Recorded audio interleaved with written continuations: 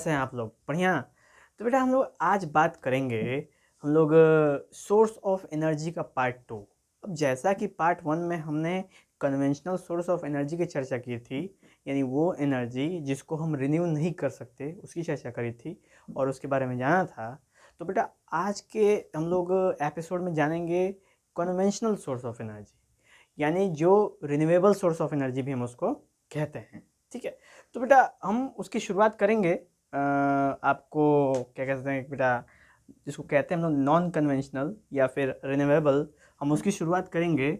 उससे पहले हम लोग कन्वेंशनल में कुछ चीज़ें हैं जो एपिसोड 1 में छूट गई थी बेटा, उसको हम लोग अभी इसमें शुरुआत में कवर कर लेंगे और फिर उसके बाद हम लोग रिन्यूएबल सोर्स ऑफ एनर्जी की चर्चा करेंगे। तो यही शुरू कर लेते हैं हम लोग। तो सबसे पहले नॉन रिन्यूएबल के कन्वेंशनल में हम लोगों ने उस एपिसोड में एलपीजी और सीएनजी की बातें करी थी। ठीक है? लेकिन बेटा हम लोगों ने उसके अंदर की बातें नहीं बता पाए आपको कि उसके इंटरनल में वो मिक्सचर यानी कि वो उसका फॉर्मेशन किस चीज़ का होता है। तो अभी हम लोग चर्चा करेंगे कि जो सीएनजी होता है बेटा, उसमें 95% मीथेन गैस होती है, और मीथेन गैस जिसको हम लोग अगर सिम्बलाइज करें तो उसको हम लोग CH4 कहते हैं। ठीक है बेटा? और मीथेन गैस 95% होती है, इस वजह से उसकी जो बर्निंग कैपेसिटी होती है वो बहुत ही अच्छी होती है। मीथेन एक अच्छा फ्यूल की तरह वर्क करता है। तो ये हो गया बेटा सीएनजी के क्या फॉर्मेशन। ये सीएनजी का सबसे इम्पोर्टेंट भाग किस चीज़ से बना होता है, तो वो मीथेन से बना होता है, जिसमें 95% हमारा मीथेन होता है। ठीक है बेटा? उसके बाद हम बात करेंगे एलपीजी का। तो एलपीजी में जो सबसे ज़्यादा चीज़ें होती हैं, जो सबसे ज़्यादा अमाउंट में मौजूद होता है, वो होता है बेटा बुटेन। क्या मौजूद होता है? बुटेन होता है। और बुटेन का मतलब होता है बेटा जिसमें 4 कार्बन हो। तो जब हम लोग कार्बन कंपाउंड पढ़ा जाएगा केमिस्ट्री में, तो उसके अंदर आपको पता चलेगा कि मीथेन मतलब जिसमें 1 कार्बन हो, आपका इथेन का मतलब 2 कार्बन, प्रोपेन का मतलब 3 कार्बन और बुटेन का मतलब 4 कार्बन। तो इस तरीके से हम लोग वहाँ पे एनालाइज करेंगे। तो एलपीजी के अंदर बुटेन होता है, प्रोपेन भी होता है और इथेन भी होता है बेटा, यानी कि 2 कार्बन भी होता है, 3 कार्बन भी होता है और 4 कार्बन भी होता है। लेकिन सबसे ज़्यादा क्या मौजूद होता है? बुटेन। बुटेन उसके अंदर मौजूद होता है। बुटेन भी एक अच्छा फ्लेमेबल आपका बेटा सब्सटेंस है, जो बहुत ही अच्छा जलता है और पोल्यूशन भी नहीं करता। ठीक है? और उसकी चर्चा करें तो उसमें हम लोग जो हमने इस पे बात करी थी कि एक गैस में एक एक्स्ट्रा से फ्लेवर ऐड करा जाता है, जिससे जब गैस निकले, यानी वैसे तो बुटेन का कोई फ्रेग्रेंस नहीं होता बेटा। जब बुटेन कहीं निकलेगा ना, रिलीज होगा, तो पता नहीं चलेगा कि बुटेन हो रहा है कि नहीं हो रहा है। इस वजह से जो इंजीनियर्स हैं हमारे, उन्होंने जानबूझ के मिथाइल मरकैप्टन का प्रयोग किया, यानी यूज़ किया, उसके साथ मिला दिया है, ताकि जब गैस लीकेज हो तो ये स्मेल करे, बहुत तेज़ स्मेल करती है। स्मेल करके हमें बता दे कि हाँ गैस की लीकेज हो रही है कि नहीं हो रही है बेटा। ठीक है? तो ये है मिथाइल मरकैप्टन का इसमें उपयोग। और उसके बाद जब कंट्रोलिंग की बात करते हैं, तो कैसे हम इसे फॉसिल फ्यूल का जो भी हम यूज़ करते हैं, बहुत ज़्यादा फॉसिल फ्यूल, तो उसको कंट्रोल करने के लिए क्या, कंट्रोल करने के बहुत सारे तरीके हैं कि फॉसिल फ्यूल का प्रयोग कम करें हम लोग कन्वेंशनल सोर्स से नॉन कन्वेंशन की तरफ बढ़ें, जिसकी हम अभी नॉन कन्वेंशन की चर्चा करेंगे। लेकिन फिर भी अगर लोग उपयोग करेंगे, क्योंकि इट इज़ बहुत ईजी टू यूज़ है, इस वजह से लोग बहुत ज़्यादा यूज करते हैं। कंफर्टेबल बहुत इंपॉर्टेंस होता है हमारे सोसाइटी के लिए, इस वजह से लोग उसको फॉलो करने की कोशिश करते हैं। क्योंकि होता है बेटा कि जिसके पास पैसा होता है ना, उसके पास कोई इश्यू नहीं होता है, क्योंकि वो कहेगा कि आपसे क्या मतलब है, पैसे मेरे जा रहे हैं तो आपसे क्या मतलब है। तो इस तरह की बातें होती रहती है, भले दिमाग से पता है पैदल होते हैं सारे के सारे। ठीक है? लेकिन हम उनकी चर्चा नहीं करेंगे, क्योंकि हमें अपनी इन्वायरमेंट की भी चर्चा करनी पड़ेगी, क्लाइमेट कंडीशंस की भी चर्चा करनी पड़ेगी। ठीक है? जिसके लिए हमें सोचना ज़रूर पड़ेगा कि हम कन्वेंशनल से नॉन कन्वेंशनल की तरफ भी बढ़ना ज़रूरी है। वरना अगर हम कन्वेंशनल पे रहे, तो एक दिन ऐसा आएगा कि सारे फॉसिल फ्यूल ख़त्म हो जाएंगे और पोल्यूशन बढ़ जाएगा, और इतना बढ़ जाएगा कि सारे ग्रीन ख़त्म हो जाएगी, और उसके बाद सब मर जाएंगे, काम ख़त्म हो जाएगा बेटा, धरती का सर्वनाश हो जाएगा। ओके, चलिए। तो कंट्रोलिंग में दो चीज़ें हैं जो कि किसी भी डिवाइस के अंदर लगते तो कंट्रोल करते हैं। एक होता है बेटा कैटालिटिक कन्वर्टर। तो कैटालिटिक कन्वर्टर एक ऐसा डिवाइस होता है, एक ऐसा मशीन है, एक छोटा सा ऐसा डिवाइस है, जो कि बाइक के साइलेंसर में लगता है बेटा। बाइक हो या फिर 4 व्हीलर हो, उसके साइलेंसर में लगाया जाता है इसको, ताकि जो भी कार्बन मोनोऑक्साइड का प्रोडक्शन हो, तो कार्बन मोनोऑक्साइड को कहते हैं इनकम्प्लीट कम्बशन से प्रोड्यूस होता है। ठीक है बेटा? कार्बन मोनोऑक्साइड या कार्बन डाइऑक्साइड इनकम्प्लीट कम्बशन से प्रोड्यूस होता है। तो जब वो प्रोड्यूस होगा, तो कार्बन मोनोऑक्साइड को वो कार्बन डाइऑक्साइड में कन्वर्ट कर देता है, क्योंकि कार्बन डाइऑक्साइड भी हमारे लिए हार्मफुल है पर उतना नहीं, लेकिन कार्बन मोनोऑक्साइड बहुत ज़्यादा हार्मफुल है बेटा हमारे लिए। इस वजह से कैटालिटिक कन्वर्टर गाड़ियों के अंदर अगर CO का फॉर्मेशन यानी कार्बन मोनोऑक्साइड का फॉर्मेशन होता है, CO मतलब होता है बेटा कार्बन मोनोऑक्साइड, ठीक है, अगर इसका फॉर्मेशन हो रहा है तो इसके फॉर्मेशन को कन्वर्ट कर किस में कर देता है, CO2 में कैटालिटिक कन्वर्टर करता है, जिसकी वजह से हमारे एटमॉस्फेयर का जो पॉइजनस टॉक्सिसिटी है हमारे एनवायरमेंट का, उसको क्या होता है बेटा, कम कर देता है, ठीक है। तो इसलिए कैटालिटिक कन्वर्टर लगाया जाता है। उसके बाद बात करें दूसरा इलेक्ट्रोस्टैटिक प्रेसिपिटेटर, ये क्या होता है बेटा, तो फैक्ट्रियों में, जो फैक्ट्रियाँ होती हैं शहरों में, उसमें बड़ी बड़ी चिमनियाँ होती हैं। अब चिमनियों में से बेटा कंटिन्यूस धुआं निकलता रहता है। तो ये धुआं कैसा होता है, तो ये धुआं भी इनकम्प्लीट कंबसन की देन है। यहाँ से भी बहुत जहरीले धुएँ निकलते हैं, गैसेस निकलते हैं, और अगर वो एटमॉस्फेयर में जाएंगे तो हमारे एटमॉस्फेयर को आप पोल्यूट करेंगे, और पोल्यूट करने के बाद उसका असर हम पे डायरेक्ट या इनडायरेक्ट पड़ने वाला ही है बेटा। तो उसके लिए गवर्नमेंट जो गाइडलाइन होती है कि सब कोई अपने फैक्ट्रियों की चिमनियों में इलेक्ट्रोस्टैटिक प्रेसिपिटेटर लगाएगा बेटा। इसका मतलब क्या होता है, इसका मतलब एक जालीनुमा एक तरह का जाली होता है, छन्नी होती है, जो उस क्या कहते हैं बेटा, आपकी चिमनी के अंदर लगाया जाता है, उसके मुंह पे, वेंट पे, और जब वहाँ से गैसेस निकलते हैं हार्मफुल, तो ये जो इलेक्ट्रोस्टैटिक जो प्रेसिपिटेटर बेटा, वो इसको अपनी तरफ अट्रैक्ट कर लेता है और उसको जमा कर लेता है, उसको एटमॉस्फेयर में मिलने नहीं देता है, ताकि जो हमारा एटमॉस्फेयर का जो टॉक्सिसिटी है वो बढ़े ना। तो ये थे बेटा हमारे सामने कुछ दो कंट्रोल करने के जो नेचुरल क्या कहते हैं बेटा, साइंटिफिक तरीके, जिसे आपको जानना बहुत आवश्यक था। प्लस ये LPG के अंदर क्या मौजूद होता है और CNG के अंदर क्या मौजूद होता है, ये भी जानना आपको बहुत आवश्यक था, तो इसलिए मैंने इसको कवर कर दिया। अब हम लोग बेटा बात करेंगे हम लोग non conventional source of energy की।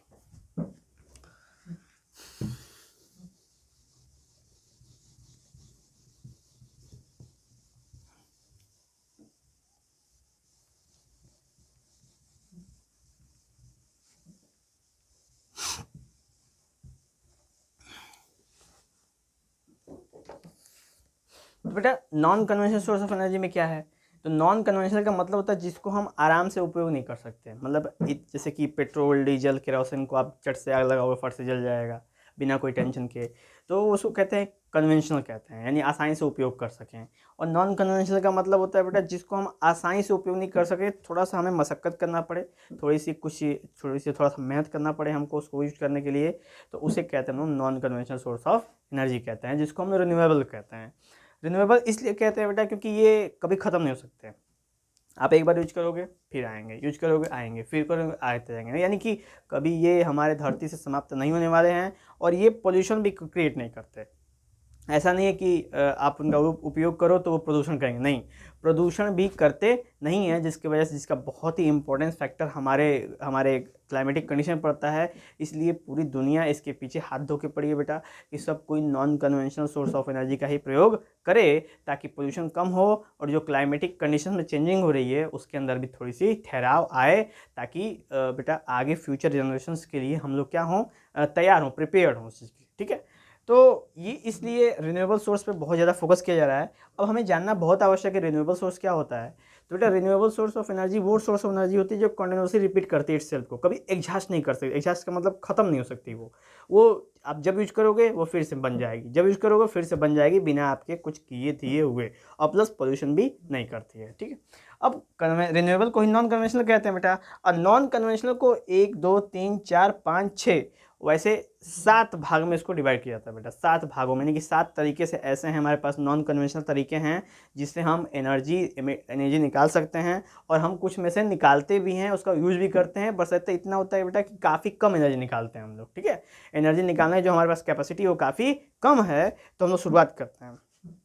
सबसे पहला बेटा हमारा जियोथर्मल क्या है, तो जियो मतलब होता है अर्थ, और थर्मल मतलब होता है हीट, यानी अर्थ से जो हीट से हम एनर्जी निकालें उसको बोलते हैं हम जियोथर्मल एनर्जी, ठीक है। इसके ऊपर चर्चा करेंगे बेटा। उसके बाद दूसरा है हाइडल पावर स्टेशन, यानी हाइडल का मतलब इसमें डैम बनाया जाता है बेटा नदियों के ऊपर, और उसके अंदर पंखे लगे होते हैं, पानी उससे पास होता है, तो डैम पे वो पंखे पानी गिरता है, टरबाइन रोटेट करता है, तो फिर वहाँ से भी जो एनर्जी मिलती है वो भी हमारा वाटर एनर्जी हो गया बेटा। उसके बाद विंड, विंड मतलब जो हवा चलती है उसको, जो विंड के बड़े बड़े पंखे लगते हैं घूमते हैं, तो ये हो गया विंड वाला केस।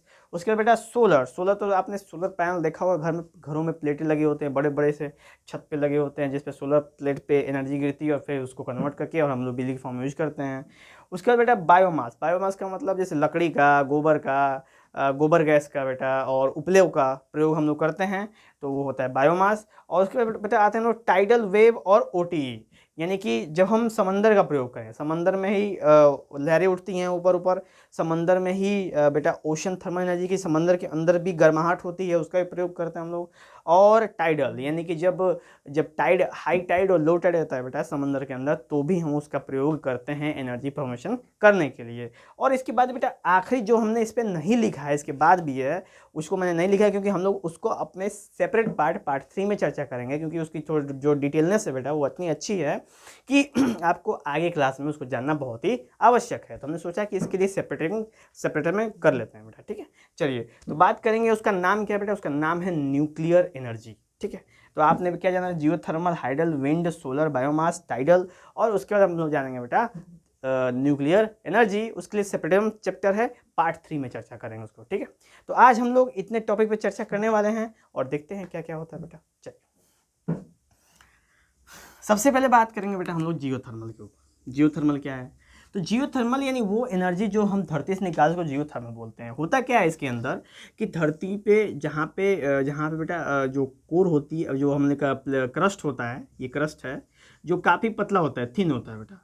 अब थिन होने की वजह से जो यहाँ से नीचे का जो अर्थ का लावा है, नीचे का जो बेटा गर्म धातु है जो पिघला हुआ है, वो काफ़ी नज़दीक होता है। अब नज़दीक होने की वजह से नीचे पानी भी होता है बेटा, वाटर टेबल इसको कहते हैं। अब वो पानी पे जाके हीट करता है नीचे के पत्थर को, क्योंकि पानी के नीचे पत्थर होता है बेटा, ठीक है, जिसको कहते हैं मतलब बेड रॉक। क्या बोलते हैं इसको लोग, बेड रॉक कहते हैं। और बेड रॉक के ऊपर ही पानी हमारा इकट्ठा रहता है, वहीं से हम लोग पानी को बोरिंग करके निकालते हैं। तो वहाँ पे जो पानी होता है ना बेटा, जो पत्थर होता है उसको ये लावा वाला हीट कर देता है पत्थर को, पत्थर हो जाता है गर्म। अब गर्म होगा तो उसके ऊपर पानी में हो जाता है गर्म, गर्म होके बन जाता है भाप। और जब भाप बनता है बेटा, तो ये इसमें धरती में से छोटा छोटा छेद करके ये भाप बाहर में आने की बेटा कोशिश करता है।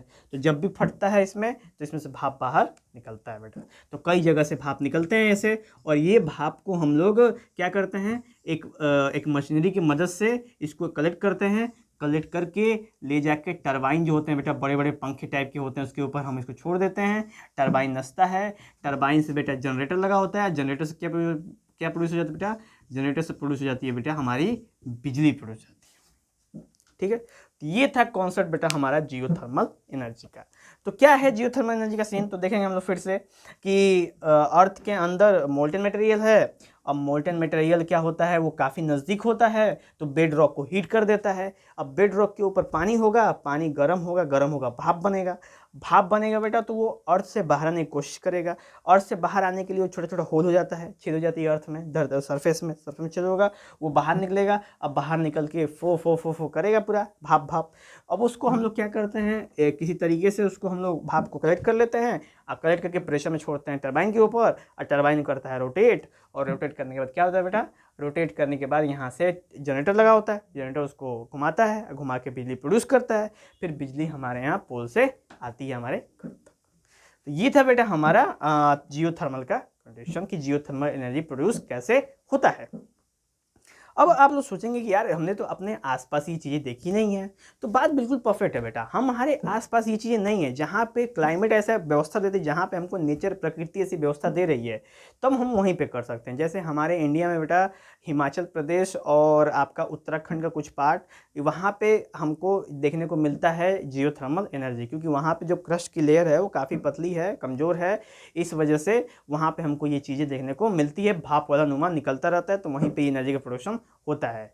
और अगर बेटा हम लोग दूसरे देशों में बात करें, तो अमेरिका और जो न्यूजीलैंड है बेटा, अमेरिका न्यूजीलैंड में जो कंट्रीज़ हैं, वहाँ पे भी वहाँ के लोग, वहाँ के जो इंजीनियर्स हैं, इस जियोथर्मल एनर्जी का प्रयोग करते हैं, क्योंकि वहाँ पे भी कई सारे इलाकों में अच्छा खासा एनर्जी प्रोड्यूस कराया जाता है, इंडिया में प्रोड्यूस किया जाता है लेकिन उतना ज़्यादा अमाउंट में नहीं, क्योंकि हमारे पास थोड़ी सी टेक्नोलॉजी की थोड़ी सी कमी है, इस वजह से हम उतना अच्छा एनर्जी प्रोड्यूस नहीं कर सकते।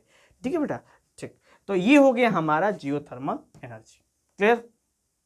वैसे इस जियोथर्मल से बात करूं बेटा तो हमारे जो आगे जैसे हम लोग अभी इस समय जिस समय में चल रहे हैं, उस समय में रशिया और यूक्रेन का वॉर हो रहा है।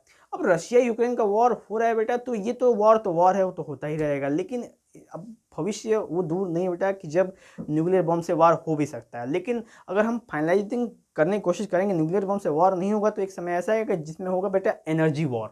अब जैसे शुरुआत में होता था कि पावर के लिए, सत्ता के लिए, ज़मीन के लिए, जायदाद के लिए, इसके लिए होता था, और अपना वर्चस्व दिखाने के लिए। लेकिन अब होता है बेटा एनर्जी वॉर होता है कि कौन कौन किसके पास कितनी ज़्यादा एनर्जी है। तो इसी एनर्जी के वॉर में जो इंडिया है बेटा, वो भी 2 कदम आगे बढ़ रहा है और नॉन कन्वेंशनल तरीके पे अपनी फोकस बढ़ा रहा है बेटा इंडिया, ताकि हमें भविष्य में कोई अगर दिक्कत ऐसी हो, चाहे युद्ध का ऐसा केस आए कि हम जहाँ से अपने लिए कन्वेंशनल सोर्स के फ्यूल मंगाते हैं, अगर ना मिल पाए हमें, तो हमें हमारे देश में कोई भी अफरा तफरी, कोई भी समझ लो कि क्राइसिस ना हो बेटा। ठीक है, तो इसलिए हम इसके ऊपर फोकस कर रहे हैं, क्योंकि सस्टेनेबली ये बहुत ही इंपॉर्टेंट है बेटा हमारे लिए। ठीक है, चलिए, तो हम इस बार आगे चर्चा करते रहेंगे, आप उस पर समझते जाइएगा।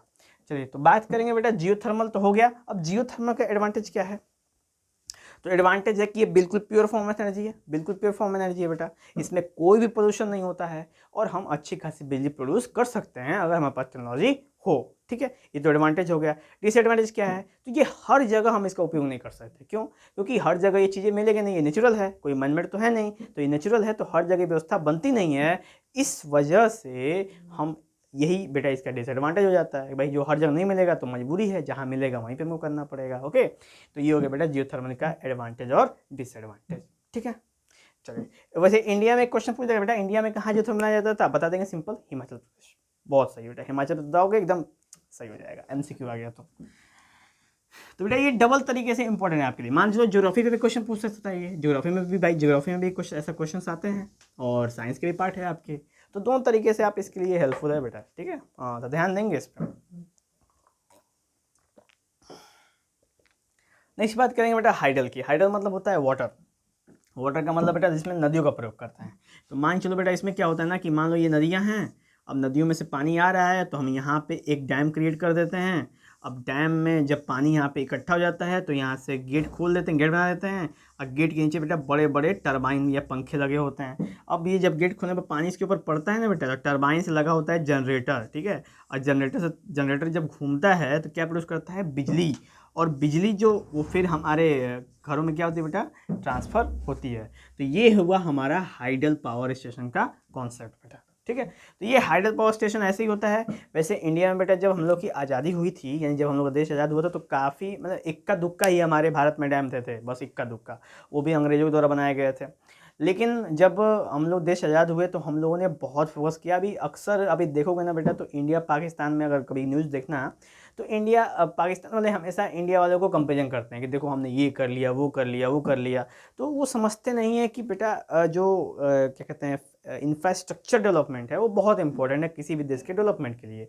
वो उन लोगों के पास दिमाग तो है नहीं, पढ़ाई लिखाई तो करनी नहीं है, तो वही सब गांजा फूक के इधर उधर घूमते रहते हैं सब। तो देख ही सकते हैं आप लोग। तो ये जो सीन है बेटा, ये सब लोगों का जो दिमाग में खुराफात भरा हुआ है, ये चीज़ कैसे दूर होगी? तो वो दूर होगी बेटा जब आप एजुकेशन लोगे। अब जब एजुकेशन नहीं लोगे तो जो भी भरा जाएगा वो स्टोर करोगे। ठीक है, तो वो गंदगी भरी गई है उनके यहाँ। ठीक है, तो बेटा क्या है कि हम लोग के यहाँ एजुकेशन सिस्टम तो पहले से तो अच्छा नहीं कह सकते, क्योंकि गुरुकुल के टाइम में कुछ और अलग तरह की शिक्षा होती थी, लेकिन हमारी जो शिक्षा है बुरी नहीं है बेटा, काफ़ी सुधार हुआ है उसके अंदर। हर साल क्या है बेटा, जब जरूरत पड़ती है तब हम उसके अंदर नई नई पॉलिसी लाते रहते हैं। जैसे नेशनल एजुकेशन पॉलिसी आई है इस साल की, नई वाली 21 वाली, उसका भी धीरे धीरे इस्टेब्लिशमेंट हो रहा है, हर जगह अप्लाईमेंट हो रहा है, धीरे धीरे धीरे हो जाएगा बेटा। ठीक है, कोविड की वजह से रुका हुआ था। लेकिन ये चीज़ है कि बेटा कि इंडियंस की जो लिटरेसी है वो वर्ल्ड में बहुत ही डिमांड कंडीशन में होती है, हमेशा डिमांडेबल होती है, क्योंकि इंडियंस आर ऑलवेज ट्रस्टेबल। ठीक है, शिक्षा देते हैं अच्छी, दिमाग में अच्छी मानसिकता रखते हैं, गंदगी नहीं भर के रखते हैं, ये वो 3-5। ठीक है, तो ये सीन है बेटा। उन लोग को अब क्या करोगे, थोड़ा सा बेवकूफ़ हैं सब, दिमाग तो काम करना नहीं है, खाली कहते हैं पाकिस्तान आ गया, पाकिस्तान पता नहीं किस में आ गया, समझ में। हाँ, पाकिस्तान आगे है बेटा, आईटी में आगे, ठीक है, आईटी में पाकिस्तान बहुत आगे है, पूरे वर्ल्ड में फेमस है आईटी में। हाँ ठीक है, आप समझ सकते हैं आपके आईटी का मतलब क्या है। तो ये हो गया बेटा हाइडल पावर स्टेशन। अब इंडिया में बने थे, तो इंडिया में कुछ मैं बता देता हूँ नाम, जैसे भाखड़ा नंगल हो गया, और आपका बेटा भाखड़ा नंगल हो गया, उसके बाद रिहंद हो गया, उसके बाद बेटा टिहरी हो गया, उसके बाद ऐसे करके हीराकुंड, तो ऐसे करके बहुत सारे, मतलब हमको लग रहा है कि बेटा हमको 15-16 या लगभग 20-22 डैम हमारे इंडिया में बने हुए हैं, और भी आगे कंस्ट्रक्टेबल होते, जैसे चिनाब पे एक डैम बना है, तो और भी बहुत सारे डैम बनते जा रहे हैं। डैम भाई इंडिया को ज़रूरत है एनर्जी की, तो डैम बनाएगा ही बनाएगा। डैम बनते जा रहे हैं, एनर्जी की किल्लत हमारी घट बढ़ती जा रही है, इस वजह से हम डैम बनाते जा रहे हैं और हमारी एनर्जी की पावर सोर्स बढ़ती जा रही है बेटा, ठीक है। तो ये था बेटा हमारा हाइडल पावर स्टेशन। अब इसकी कुछ एडवांटेज और डिसएडवांटेज जान लेते हैं। तो एडवांटेज क्या है बेटा, तो इसकी एडवांटेज है कि क्लीन फॉर्म ऑफ एनर्जी है, क्लीन है बिल्कुल, इसमें कुछ पोल्यूशन वोल्यूशन नहीं होता है, तो ये सबसे बड़ा एडवांटेज तो यही है, ठीक है। और इसमें डिसएडवांटेज क्या है, तो डिसएडवांटेज ये है कि जहाँ भी डैम बनाया जाता है वहाँ के आसपास को लोगों को वहाँ से हटा दिया जाता है बेटा, ठीक है, वहाँ से हटाना पड़ता है, क्योंकि कभी भी कुछ भी एक्सीडेंट हो सकता है। बाई द वे अगर कभी बांध टूट गया तो वहाँ के लोग जो रहते हैं वो बह जाएंगे, यानी उनको काफ़ी जान और माल का नुकसान होगा, तो इस वजह से उनको वहाँ से डिस्प्लेसमेंट कर दिया जाता है, तो ये भी एक नुकसान है। प्लस जहाँ पे बेटा डैम होता है वहाँ की जो मिट्टी होती है वो धीरे धीरे इरोड होने की इरोजन होने लगता है बेटा वहाँ पे, ठीक है, सॉइल इरोजन होने लगता है, तो ये भी कह सकते हैं कि ये भी एक डिफ़ॉल्ट है, एक भी फॉल्ट है, इसका डिसएडवांटेज है। लेकिन सबसे मेन चीज़ है कि इसमें से जब बेटा बिजली प्रोड्यूस करना है, और बिजली हमारे लिए बहुत आवश्यक है, क्योंकि नहीं होगी तो हमारी फैक्ट्रियाँ हम सब कैसे चल पाएंगे। लेकिन बाय डिफ़ॉल्ट हमें दोनों तौर पे सोचना चाहिए, क्योंकि दोनों चीज़ सोचेंगे तभी तो हम कुछ कर पाएंगे, क्योंकि एक चीज़ के पीछे भागेंगे तो एक समय ऐसा आया कि हमारे हाथ में कुछ भी नहीं रह जाएगा, ठीक है। तो इसलिए बेटा हमें इस पर भी ध्यान देना बहुत ही आवश्यक है, और हम नहीं ध्यान देंगे तो कौन ध्यान देगा, और कोई है क्या।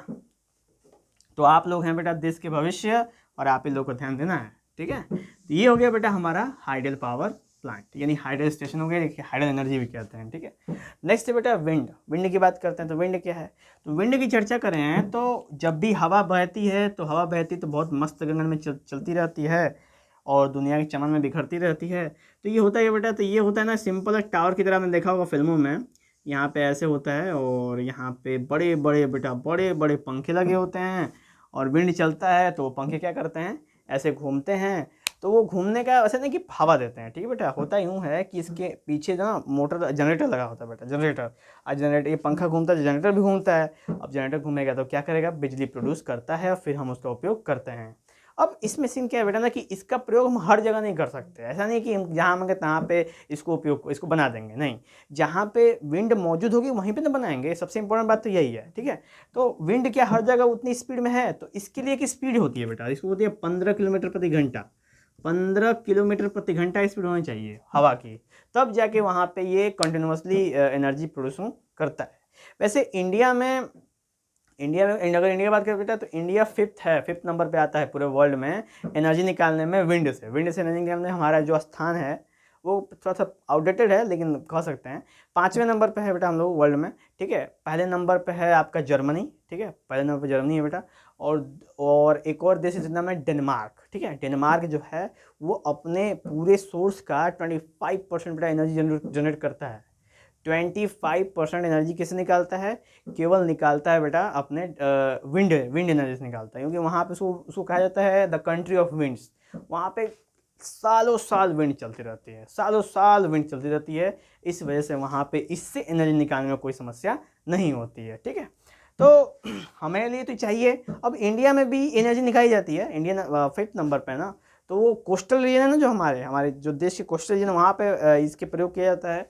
और वैसे तमिलनाडु में एक जगह है, वहाँ पे भी इसका उपयोग किया जाता है, वहाँ पे भी इसकी फार्मिंग की जाती है। इसको कहते हैं कि हम लोग विंड फार्मिंग कहते हैं, ठीक है, इसको कहते हैं हम लोग विंड फार्मिंग, यानी विंड मिल फार्मिंग करते हैं, जिसमें हम विंड मिल लगाते हैं और वहाँ से हम लोग एनर्जी रिड्यूस करते हैं, निकालते हैं और उसका उपयोग करते हैं। हमको लगता है बेटा कि लगभग इंडिया में 430 मेगावाट की बिजली प्रोड्यूस होती है यहाँ पे, ठीक है। विंड वाले से लगभग 430 मेगावाट की बिजली प्रोड्यूस करते हैं हम लोग, जो कि एक अच्छा अमाउंट है, ठीक है, इतना भी बुरा नहीं है, काफ़ी अच्छा अमाउंट है। तो ये अच्छी है। एक और चीज़ है इसमें, एडवांटेज पर चर्चा करो तो एडवांटेज में तो भाई सबसे क्लीन है। इससे क्लीन क्या, अब क्या सबके सब तुम लोग क्लीन पे ही बात कर रहे हो, तो भाई क्लीन तो है।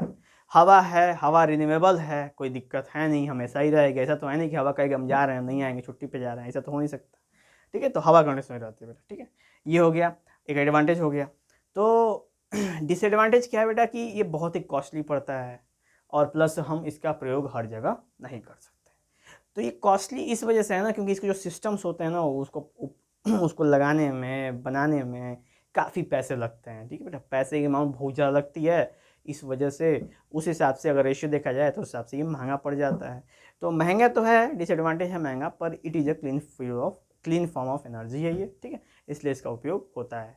अब जो देश के अंदर हवा बहुत ज़्यादा है तो भाई वो तो उपयोग कर ही सकता है, उसको कोई दिक्कत है नहीं, क्योंकि वो लगाएगा तो हमेशा उसको बेनिफिट ही होगा, क्योंकि पूरी की पूरी एनर्जी उसी से प्रोड्यूस कर रहा है वो। ओके, चलिए, तो ये हो गया बेटा हमारा विंड एनर्जी।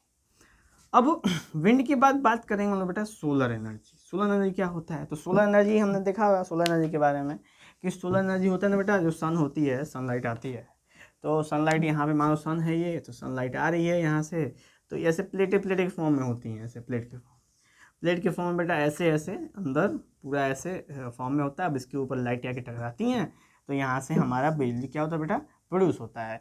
अब आप सोचोगे इन प्लेटों में होता क्या है कि जैसे बिजली प्रोड्यूस होता है, तो इसमें होता है ना एक अलॉय होता है बेटा। ठीक है, हमारा बोरॉन और आर्सेनिक का अलॉय होता है बेटा।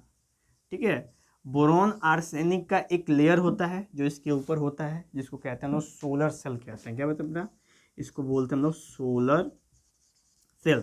तो ऐसे करके बहुत सारे सोलर सेल इसके ऊपर मौजूद होते हैं। और सोलर सेल क्या कहते हैं ना कि बेटा सन की एनर्जी को वो ऑब्जर्व करके कन्वर्ट कर देते हैं इलेक्ट्रिकल एनर्जी में, यानी लाइट एनर्जी को किस में कन्वर्ट करते हैं हम लोग, वो सब करते हैं इलेक्ट्रिकल एनर्जी में। तो इसे बोरॉन आर्सेनिक का एक लेयर बन जाता है, और बोरॉन बेटा जिंक बोरॉन का भी एक लेयर बन जाता है। तो ऐसे ये लेयर्स का प्रयोग इसके ऊपर करते हैं, और इनको कनेक्शन करने के लिए बेटा सिल्वर की जरूरत पड़ती है। ठीक है, जो कभी देखना सोलर पैनल बेटा, तो बीच में ना सफ़ेद सफ़ेद पट्टियाँ गई होती हैं ऐसे, criss cross criss cross criss cross. तो वो कुछ और नहीं होता है बेटा, वो होता है सिल्वर। सिल्वर मतलब असली सिल्वर बेटा, असली चांदी होता है उसके अंदर। ठीक है, तो सिल्वर का भी हम इसके अंदर प्रयोग करते हैं। तो बोरॉन आर्सेनिक और सिल्वर, तीन चीज़ों का तो सोलर सेल हो गया बेटा ये। ठीक है, अब इनका जो अमाउंट होता है बेटा, ठीक है, अब अमाउंट है कि कितना एनर्जी है, एनर्जी की भी बात है। तो हम लोग अगर एनर्जी पे चर्चा करें सोलर की, तो देखेंगे कि हम लोग की लगभग 7 किलो वाट आवर बेटा। ठीक है, लगभग 7 किलो वाट आवर पर मीटर स्क्वायर, यानी कि हम लोग 1 मीटर स्क्वायर के सोलर पैनल पे लगभग 7 किलो वाट आवर हम बिजली प्रोड्यूस कर सकते हैं। ये मैक्सिमम कैपेसिटी अभी तक के साइंटिस्टों की है। इन्होंने बहुत मेहनत करके बेटा इतनी ज़्यादा पावर की एफिशिएंसी की है, और कंटिन्यूसली प्रयास होते जा रहा है कि और भी एनर्जी की प्रोडक्शन की जाए, और भी इसके एफिशिएंसी को बढ़ाया जाए बेटा। ठीक है, उसके बाद एक और चीज़ है तो बेटा सोलर कांस्टेंट। सोलर कांस्टेंट क्या है? तो सोलर कांस्टेंट बेटा ना कि एक कांस्टेंट अमाउंट में किसी भी सोलर पैनल पे एनर्जी का फॉलिंग होता है। कितना होता है? तो वो होता है 1.4 किलोवाट पर मीटर स्क्वायर, यानी 1 मीटर स्क्वायर में लगभग 1.4, जिसको कह सकते हैं बेटा 1.4 किलोवाट होता है, पड़ता है उस पर। तो ये जो सीन है बेटा सोलर कांस्टेंट का, ठीक है, कि जो अर्थ है, अर्थ पे सोलर पैनल लगा दिया है, तो अर्थ के सोलर पैनल पे कितना क्या कहते हैं बेटा लाइट वो उसके ऊपर पड़ेगी, किस हिसाब से पड़ेगी, कितना प्रोडक्शन होगा, तो पर मीटर स्क्वायर में लगभग 1.4 किलोवाट प्रोड्यूस होती है बेटा। ठीक है, इसी को कहते हैं ना सोलर कांस्टेंट। तो सोलर कांस्टेंट अलग अलग जगह के लिए चेंज होती है, क्योंकि कहीं बहुत जगह पे सन का जो रे होता है बेटा डायरेक्ट आता है, और कई सारी जगह पे सन का रे स्लाइट बेंड होके आता है, क्योंकि अर्थ की जो पोजीशन है बेटा ना, वो हर अर्थ ऐसे तो है नहीं, अर्थ थोड़ी सी टिल्टेड है। टिल्टेड होने की वजह से कई जगह थोड़ा सन का रे डायरेक्ट आता है, और कई सारे डायरेक्ट नहीं आते हैं। तो ये डायरेक्ट और इनडायरेक्ट के कंडीशंस की वजह से हम कह सकते हैं कि जो अर्थ का बेटा जो सन का जो सोलर कांस्टेंट वैल्यू है, यानी कि सोलर कहते हैं सोलर सेल की वैल्यू, वो है 1.4 किलोवाट पर मीटर स्क्वायर। तो ये बोलता है बेटा कि 1 सेकेंड में यानी 1 सेकंड में और 1 मीटर, अभी तो ये तो था आपका ये वाला बेटा है घंटा, 1 घंटे में 7 किलोवाट आवर, और 1 सेकंड में, यानी अगर 1 सेकंड की बात करें तो लगभग 1.4 किलोवाट हम लोग 1 सेकंड में निकालने की कोशिश करते हैं, और पर घंटे निकलता है बेटा 7 किलोवाट आवर। ठीक है, 7 किलोवाट जैसे कि एकदम एक्यूरेट नहीं बेटा, एकदम एक्यूरेट नहीं 7 किलोवाट है, उससे अधिक भी हो सकता है, कम भी हो सकता है, तो एक एवरेज वैल्यू निकालने की कोशिश करी गई है। ओके, तो ये था बेटा हमारे सामने कि क्या क्या सीन है। तो पहले सोलर पैनल होता है, सोलर पैनल के अंदर सोलर सेल होता है, सोलर सेल बोरोन, आर्सेनिक और सिल्वर की मदद से बनता है।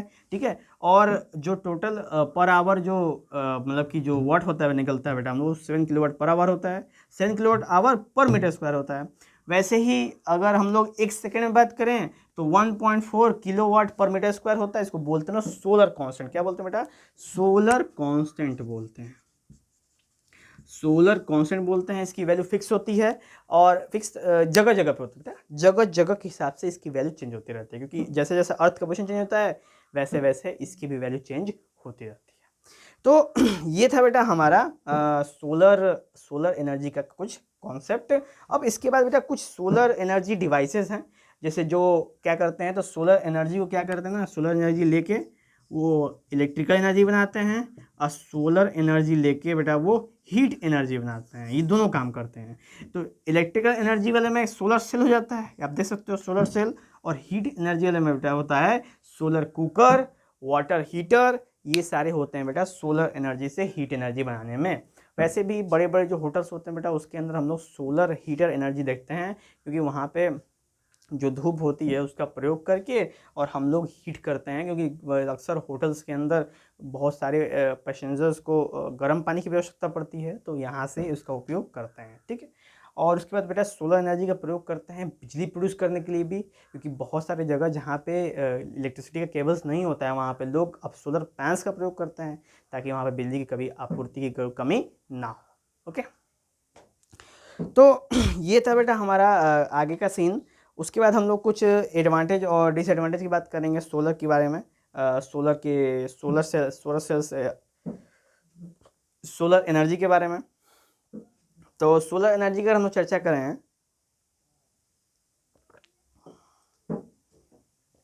तो बेटा सोलर एनर्जी का एडवांटेज है कि it is a clean flow of energy, clean energy form है इसका। इससे क्लीन भी एनर्जी क्या, वैसे तो सब सारे क्लीने हैं, लेकिन ये भी एक क्लीन फॉर्म ऑफ एनर्जी है, इससे पोल्यूशन नहीं होता है, तो एडवांटेज हो गया।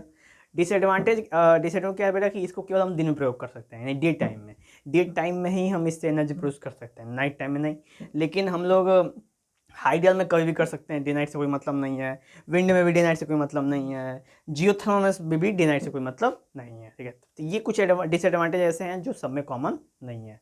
तो ये है कि आपका ये थोड़े कॉस्टली भी हैं। अब देखो दो चीज़ें होंगी बेटा, एक तो वो रात में प्रयोग नहीं कर सकते आप, और दूसरा ये कॉस्टली है पर एफिशिएंट है। ठीक है बेटा, एफिशिएंट कहने का मतलब कि ये पावर इन सब के कैपेसिटी के हिसाब से इसमें पावर ज़्यादा प्रोड्यूस करता है। ठीक है, और ये सेल्फ लो यूज कर सकते हैं। अब ऐसा नहीं कि केवल गवर्नमेंट यूज करती है बेटा, हम चाहें तो हम भी प्रयोग कर सकते हैं, आप चाहें तो आप भी प्रयोग कर सकते हैं, पर्सनल कोई भी इसका उपयोग किया जा सकता है। तो ये हो गया बेटा हमारा सोलर एनर्जी का एडवांटेज एंड डिसएडवांटेज।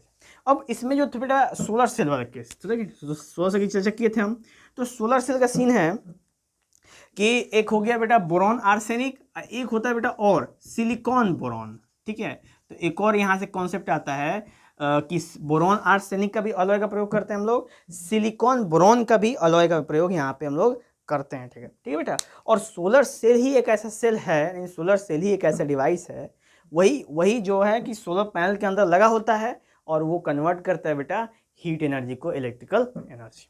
ठीक है, तो ये हो गया बेटा। अब इसके भी सेम है, वही जो सोलर एनर्जी के डिसएडवांटेज और एडवांटेज है बेटा ना, यही सेम डिसएडवांटेज एडवांटेज इसके भी हैं, किसके, आपके सोलर सेल्स के भी हैं सेम। ठीक है, अब इनके भी यूजेस हैं, जैसे कि हम बिजली जिस जहाँ पे प्रोड्यूस करनी है, जैसे कि मान चलो कि कहीं बहुत वीरान का खेत है बेटा, वीरान का मतलब कहीं कुछ नहीं, तार और कुछ नहीं, वहाँ पे खाली धूप पहुँचता है, वहाँ पे सोलर पैनल टांग दो और जेट पंप लगा दो, मार एकदम दग दग दग दग दग पानी चल रहा है सोलर सेल की मदद से। तो वही होता था ना, जिसमें मान लो किसान ऐसे हैं जहाँ पे भाई बिजली हर जगह तो खंभे जाते नहीं हैं, अब किसान कैसे अपने खेत को भरेगा पानी से? तो गवर्नमेंट ने स्कीम निकाली, सब्सिडी सिस्टम निकाला कि भाई जो किसान हैं वो उपयोग कर सकें, सब्सिडी लेके लगा सकें और अपने खेतों को पानी भर सकें ताकि एक अच्छी सिंचाई करें, क्योंकि अगर पानी नहीं मिलेगा किसानों को तो बाकी खेती कैसे करेंगे बेटा, ठीक है। तो इस पे भी गवर्नमेंट की बहुत सारी स्कीमें हैं जिससे आप सोलर सेल्स सब्सिडी पे आप खरीद सकते हैं या फिर अपने अपने यहाँ एक प्लांट लगवा के कई सारे लोगों को बिजली बेच सकते हैं, ठीक है। चलिए नेक्स्ट बेटा चर्चा करते हैं हम लोग अगर, तो नेक्स्ट अगर एग्जाम्पल में, हाँ एग्जाम्पल भी तो लिख लीजिए बेटा, एग्जाम्पल छोड़ ही दिया हम लोगों ने। तो एग्जाम्पल में सबसे पहले है बेटा कि ये सोलर कुकर एग्जाम्पल है, उसके बाद सोलर वाटर हीटर, उसके बाद बेटा आपका जेट पंप चलाने के लिए जो पैनल होता है, उसके बाद बेटा स्ट्रीट लाइट में भी इसका प्रयोग करते हैं। तो इतने सारी जगह बेटा जहाँ जहाँ इसका हम लोग प्रयोग करते रहते हैं, ठीक। तो ये था बेटा हमारा सोलर कंडीशन। अब उसके बाद बात करेंगे बेटा हम लोग टाइडल वेव ओटीई की, और उसके बाद हम लोग बात करेंगे बेटा बायोमास की, ठीक है।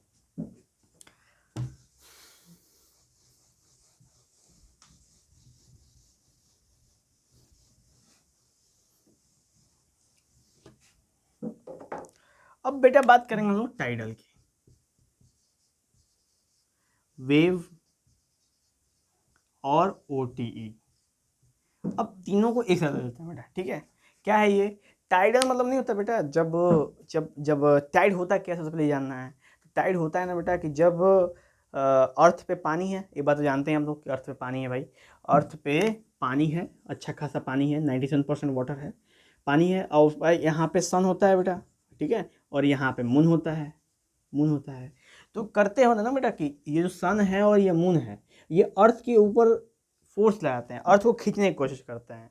तो अर्थ तो खींच नहीं पाती है इन लोगों से, ठीक है, सिकिया पहलवान है सब, लेकिन अर्थ पे जो वाटर होता है उसको खींच लेते हैं सब, ठीक है। तो अर्थ पे ना बेटा जब ये दोनों एक लाइन में आते हैं तो अर्थ का जो वाटर होता है कुछ ऐसा हो जाता है बेटा, ठीक है, खींच के। तो जब ऐसा हो जाता है बेटा ना, खींच लेते हैं सब दोनों, तो इसको बोलते हैं हम लोग, क्या बोलते हैं इसका, बेटा आप इसको बोलते हैं बेटा हाई टाइड, ठीक है। इसको क्या बोलते हैं हम लोग? High Tide. हाई टाइड कहने का मतलब कि दोनों ने खींच के रखा है पानी को, और पानी का लेवल समंदर में क्या कर दिया है, बढ़ा दिया है, और कहीं बढ़ाया तो कहीं घटाया भी होगा, अब कहीं और जगह पे वो घटा है। तो आप देख सकते हो इक्वेटोरियल रीजन में ये पानी बढ़ जाता है बेटा, ठीक है, और पोल्स पे से पानी कम हो जाता है। तो ये होता है बेटा जब हम बात करते हैं हाई टाइड की। और जब लो टाइड क्या होता है, तो लो टाइड बेटा ये एक दूसरे के सामने नहीं होते हैं, तो ये क्या होता है, नॉर्मल छूट जाता है, तो पानी हर जगह इक्वल डिस्ट्रीब्यूट हो जाता है और पानी का लेवल राइज हो जाता है। ये हमको देखने को मिलता है समंदर में, तो इसी को बोलते हैं हम लोग हाई टाइड और लो टाइड। तो जब ऐसा टाइड आता है ना बेटा, तो टाइड की मदद से हम लोग एक बांध बनाने की कोशिश करते हैं, ठीक है।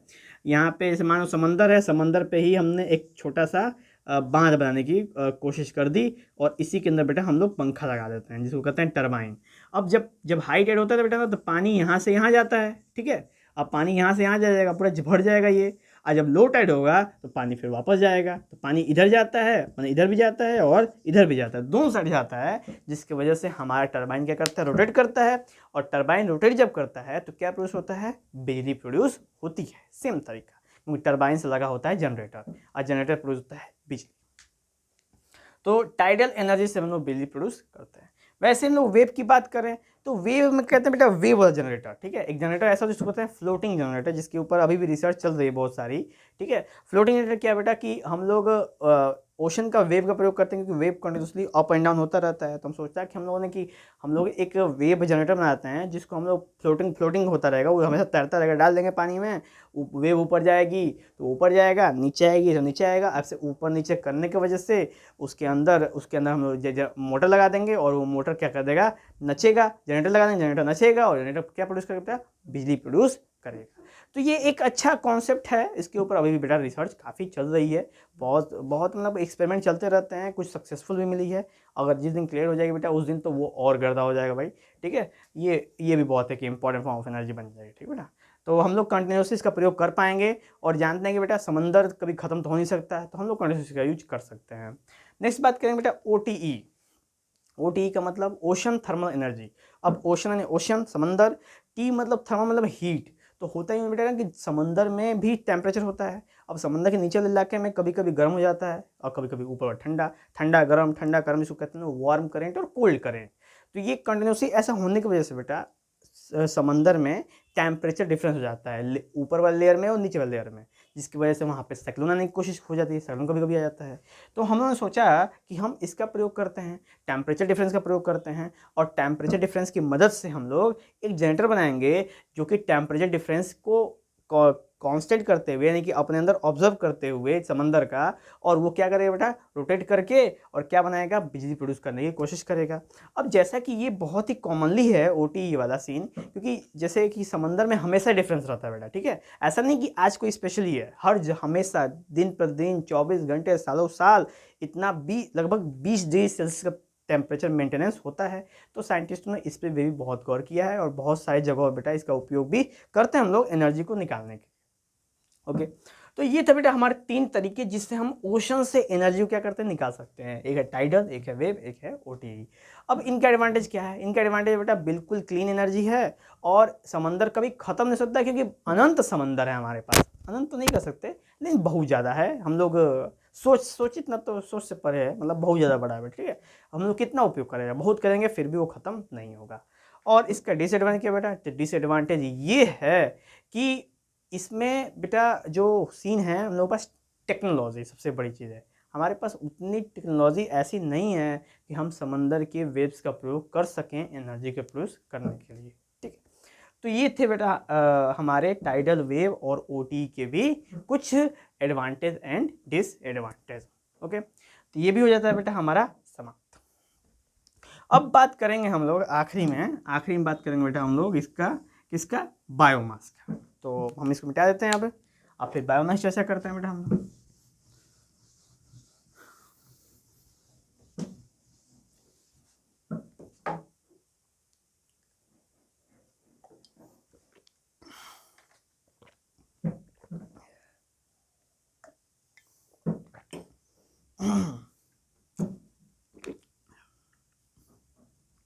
अब बात करते हैं बेटा हम लोग बायोमास की। अब बायोमास क्या होता है बेटा, बायो मतलब होता है जीवित, अब मास मतलब होता है कुछ भी जो मटेरियल हो जिसका मैं बात कर रहा हूँ, यानी जो भी लिविंग थिंग से बना हो। जैसे कि हम इसमें बात करना बेटा, तो यहाँ पे एक होती है बेटा वुड, लकड़ी, एक होता है बेटा आपका सूखे पत्तियाँ होती हैं, ये भी सब काउंट हो जाती हैं उसी में, ठीक है बेटा।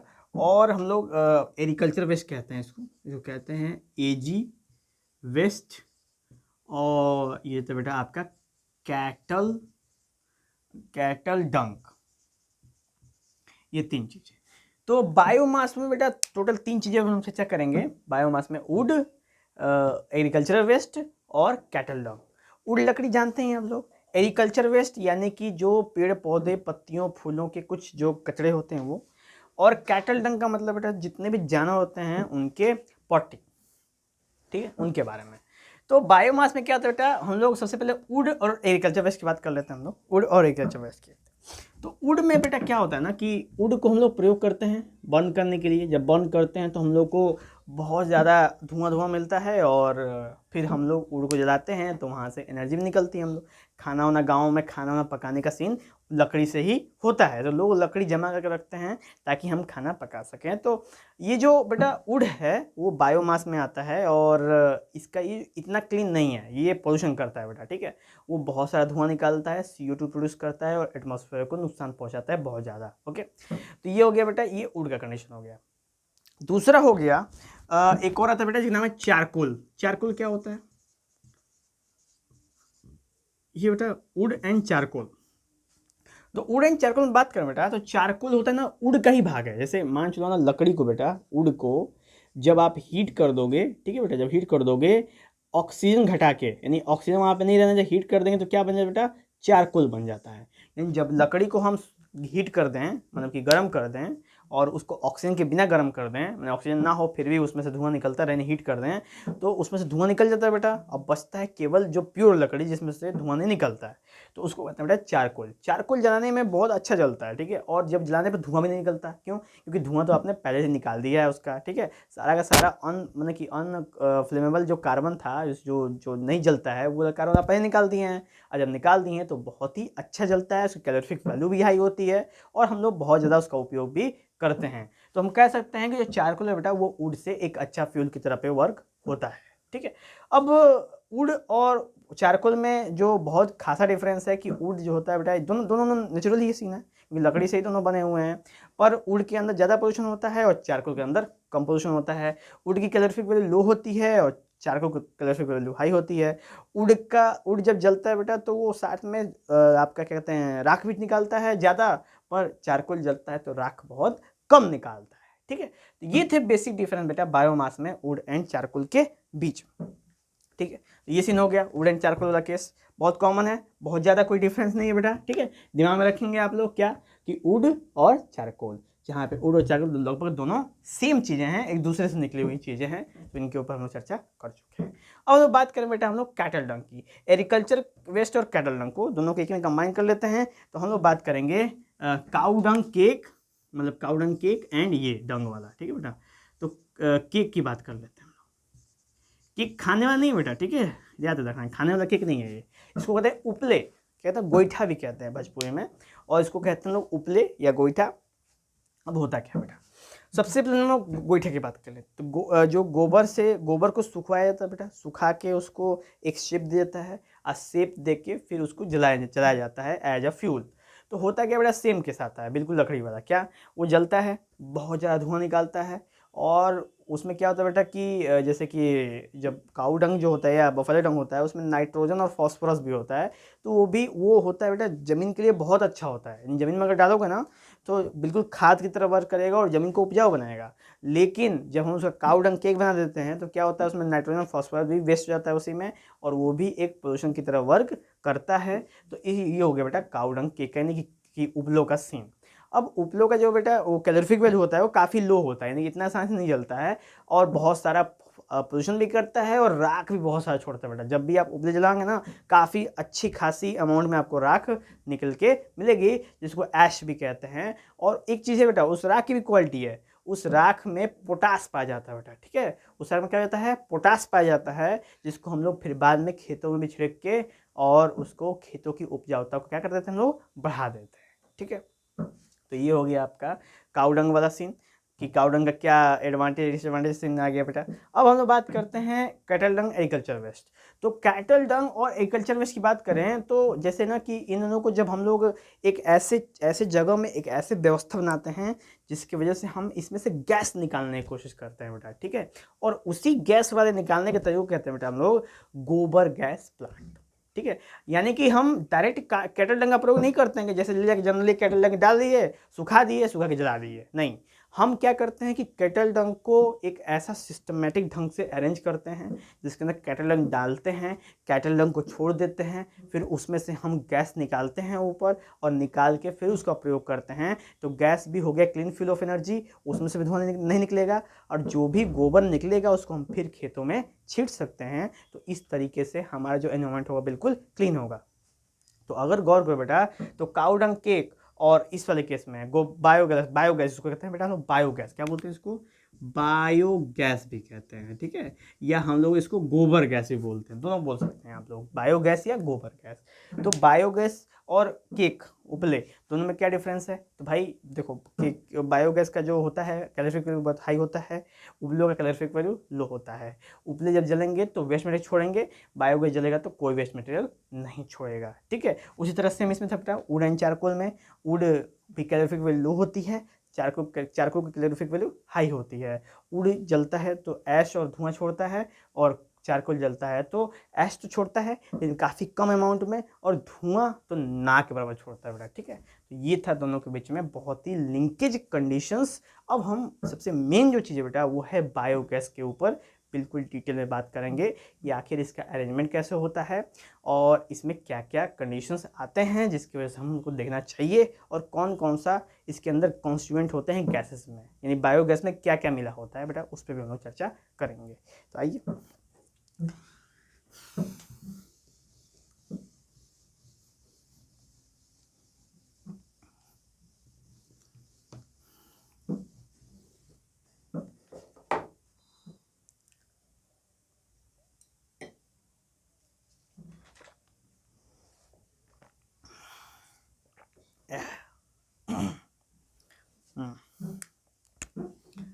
तो है बेटा ये बायोगैस प्लांट। बायोगैस प्लांट ये कैसा होता है? तो बेटा इसका शेप हम देख लेते हैं थोड़ा सा।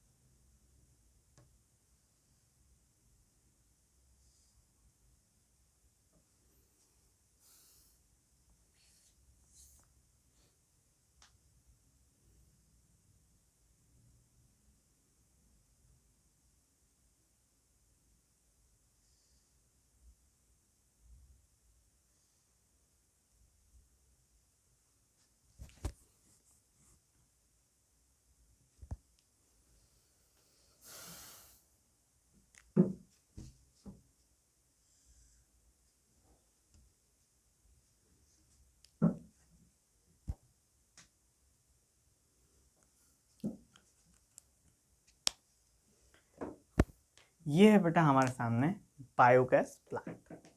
तो बेटा बायोगैस प्लांट होता क्या है, तो इसके ऊपर हम जानते हैं कि बायोगैस प्लांट होता क्या है। तो बायोगैस प्लांट बेटा सबसे ज़्यादा हम लोग प्रयोग किसके करते हैं, वो करते हैं हम लोग एग्रीकल्चरल वेस्ट, एजी वेस्ट जिसको कहते हैं हम लोग, ठीक है। और दूसरा होता है बेटा कैटल डंग, कैटल डंग, ठीक है। इन्हीं दोनों को हम लोग क्या करते हैं, इसके अंदर फिर डाल देते हैं बेटा, ठीक है, भर देते हैं। फिर क्या होता है कि ये और फिर कुछ पानी की बाल्टियाँ डाल देते हैं बेटा। इसका बाल्टी का मतलब कि बाल्टी बाल्टी भर के पानी डालते हैं बेटा, ठीक है, बाल्टी नहीं डालता है। तो पानी इसमें डाल दिया हमने, और जो भी काऊ डंग है या बुफाले डंग है, जिसका भी डंग इसमें डाल दिया।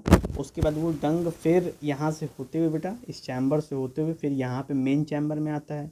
मेन चैम्बर बेटा ये इकट्ठा होता है, ठीक है, ये इकट्ठा हो जाता है, ये इकट्ठा हो जाता है, भर जाता है यहाँ तक पूरा, ये ऐसे भर जाता है। ये यहाँ से जो हमने छोड़ा है, पानी डाला ही था इसके अंदर। तो जब लगभग लगभग बेटा 20 दिन बाद, ठीक है, 20 दिन में जब नया शुरू करते हैं तब की बात है, 20 दिन तक इसके लॉक को हम लोग बंद कर देते हैं बेटा, ठीक है, लॉक बंद कर देते हैं 20 दिन तक। और 20 दिन के अंदर जो इसके अंदर एब्सेंस ऑफ ऑक्सीजन बेटा, यानी कि ऑक्सीजन नहीं रहता है इसके अंदर ना। ऑक्सीजन क्या होता है बेटा, लेस O2, यानी ऑक्सीजन की कमी। ऑक्सीजन की कमी की वजह से बेटा इसके अंदर होता है एनएरोबिक रेस्पिरेशन। क्या होता है, एनएरोबिक एनएरोबिक रेस्पिरेशन होता है बेटा, ठीक है। और एनएरोबिक रेस्पिरेशन होने की वजह से यहाँ पे एनएरोबिक कंडीशन होने पर, एनएरोबिक रिएक्शन की वजह से इसके अंदर बेटा एक गैस प्रोड्यूस होता है। क्या गैस प्रोड्यूस होता है? गैस प्रोड्यूस होता है किससे? इन्हीं एग्रीकल्चर और कैटल डंग के वेस्ट से। और वो गैस कैसा होता है बेटा? तो वो गैस काफ़ी इन्फ्लेमेबल गैस होता है, यानी कि ज्वलनशील होता है बेटा, ठीक है। और फिर जब 20 दिन बाद इस टंकी को खोलते हैं हम लोग, और इस टंकी को खोल के और घर के अंदर हम ले जाके बेटा और इसकी मशाल जला सकते हैं, या फिर घरों में खाना उपयोग कर सकते हैं, जो चाहे आप वो इसका कर सकते हैं, ठीक है। तो ये होता है बेटा टोटल 20 दिन गैप होता है। इसके अंदर यहाँ से हम लोग पूरा सेटिंग होता है इसे बेटा, इस पर नाम है, इसको कहते हैं हम लोग बेटा मिक्सिंग टैंक। इसको बोलते हैं हम लोग क्या? मिक्सिंग टैंक बोलते हैं बेटा। और ये वाले को बोलते हैं हम लोग ओवरफ्लो टैंक। इसको बोलते हैं हम लोग ओवरफ्लो टैंक बोलते हैं बेटा, ठीक है। इसको बोलते हैं हम लोग आपका डाइजेस्टर टैंक। इसको क्या बोलते हैं हम लोग? Digester tank. और यहाँ पे हम बोलते हैं बेटा बायोगैस। इसको बोलते हैं हम लोग बायोगैस। यहाँ बायोगैस निकलता है। तो बहुत ज़्यादा डिटेल नहीं जानना है बेटा, इस पे जानेंगे। और ये ओपनिंग वेंट है जहाँ से ये जो फ्यूल होता है वो निकलता है। तो यहाँ से मिक्सिंग टाइम में सब मिक्स करके डालेंगे। 20 दिन में ये बिल्कुल तैयार हो जाता है, ढक दिया जाता है, इसको तैयार हो जाता है। यहाँ से गैस ला के यूज कर सकते हो। और फिर 20 दिन के बाद बेटा ये खाली हो जाता है, क्योंकि जब ये रेफ्रिजरेशन होगा तो यहाँ पे ये भरा हुआ कम हो जाता है बेटा। और कम होने की वजह से यहाँ से फिर खाली हो जाएगा।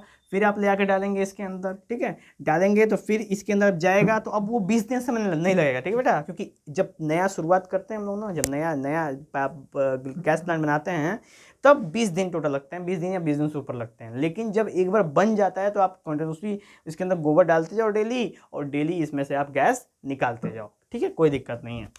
उसके बाद जब गैस एक्स्ट्रा हो जाए बेटा, जो मैंने जिस गैस में से, जिस गोबर में से गैस निकल जाएगा, तो वो हल्का हो जाएगा।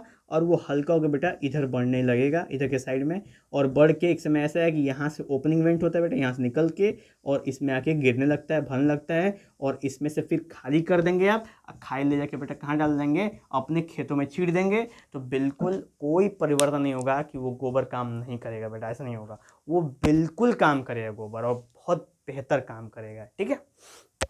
तो ये था सीन बेटा हमारा गोबर गैस प्लांट का। और ये प्लांट आपके सामने बेटा हमने बिल्कुल बना दिया है। अब इसमें जानेंगे कि इस बायोगैस में होता क्या है बेटा, ठीक है। तो अगर हम बायोगैस में जाने, तो बायोगैस में बेटा लगभग 75% मीथेन होता है, ठीक है। तो अगर याद करो बेटा कि जब हम सीएनजी की बात कर रहे थे, कंप्रेस्ड नेचुरल गैस की, तो उसमें 95% मीथेन था बेटा, ठीक है। कितना? 95% मीथेन था। मीथेन की मात्रा बहुत ज़्यादा थी। और इसमें कितना है? 75% मीथेन है। तो ये तो सीएनजी तो नहीं है, लेकिन सीएनजी से ऐसा नहीं कि गंदा जलेगा बेटा, ये भी एक नंबर का फिल्म देता है। घर और उड़ाने के लिए काफ़ी है, इतना खतरनाक होता है बेटा, ठीक है। इसलिए इसका संग रिस्क नहीं लेते हैं। 75% मीथेन निकलता है इसमें से, और वो काफ़ी इन्फ्लेमेबल होता है। एक लोगों को बहुत सुनने में आता है बेटा, कहते हैं महकता है इसका गैस। अरे काहे को महकेगा यार, गैस तो गैस होता है, ठीक है। तो इसलिए इसको पाइपलाइन की मदद से जहाँ भी आप रहते हैं, बनाने के बाद आपको उसको शिफ्ट कर सकते हैं। पाइपलाइन की मदद से सबको ट्रांसफ़र कर सकते हैं, और वहाँ से आप अच्छा खासा इनकम जनरेट कर सकते हैं। तो कह सकते हैं बेटा एक सस्टेनेबल इनकम का जरिया है ये, ओके। इसको एसेट भी कह सकते हैं। तो ये था बेटा हमारा बायोगैस प्लांट का पूरा कॉन्सेप्ट।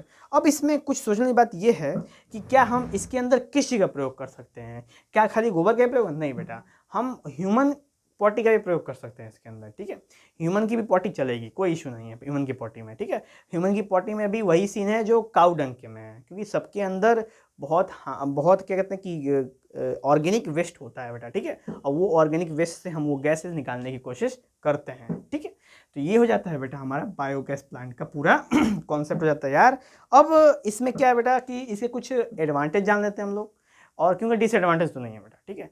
डिसएडवांटेज कह सकते हैं, है डिसएडवांटेज है, ठीक, डिसएडवांटेज भी है।